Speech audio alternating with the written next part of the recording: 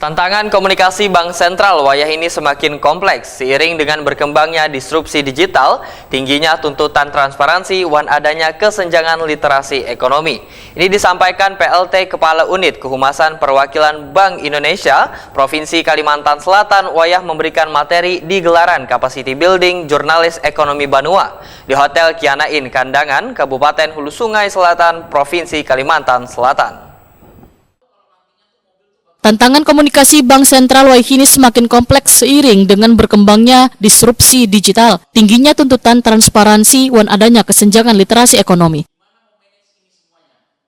Komunikasi yang efektif menjadi instrumen penting untuk membentuk dan mengarahkan ekspektasi warga terhadap kebijakan yang ditempuh serta sasaran yang akan dicapai.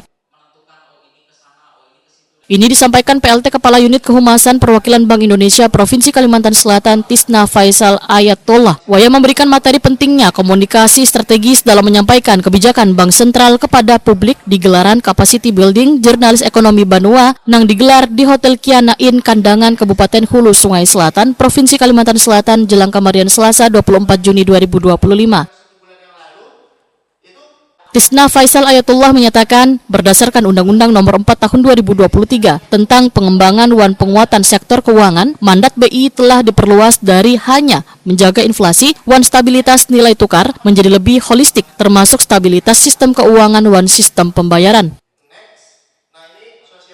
Tisna Faisal Ayatullah menyatakan perubahan perilaku publik dalam mengakses informasi, terutama generasi milenial dan Gen Z yang mendominasi demografi Indonesia, karena sekitar 53,81% penduduk Indonesia adalah milenial dan Gen Z. Ini menjadi tantangan sekaligus peluang bagi Bank Indonesia untuk membangun komunikasi berbasis omnichannel yang menjangkau media sosial, media daring, hingga kanal interaktif. Tisna Faisal Ayatullah menyatakan Bank Indonesia telah memperoleh berbagai penghargaan di bidang komunikasi publik Nangkaya PR Indonesia Award, Anugerah Humas Indonesia hingga Indonesia Digital Media Award sebagai bentuk pengakuan atas upaya inovatif dalam menyampaikan informasi kebijakan secara transparan, akurat, dan mudah dipahami warga. Nah, akhirnya setelah ada RDG atau rapat Dewan Gubernur, kalau nggak salah bulan apa gitu, 2 bulan atau 1 bulan yang lalu, itu kegiatan Capacity Building yang diselenggarakan Bank Indonesia didukung Jurnalis Ekonomi Banua dan Gerakan Nasional Pengendalian Inflasi Pangan yang diikuti sebanyak 42 insan media cetak, elektronik, dan online di Kalimantan Selatan. Dilaksanakan mulai 24 hingga 25 Juni 2025 di Hotel Kianain Kandangan Kabupaten Hulu Sungai Selatan, Provinsi Kalimantan Selatan.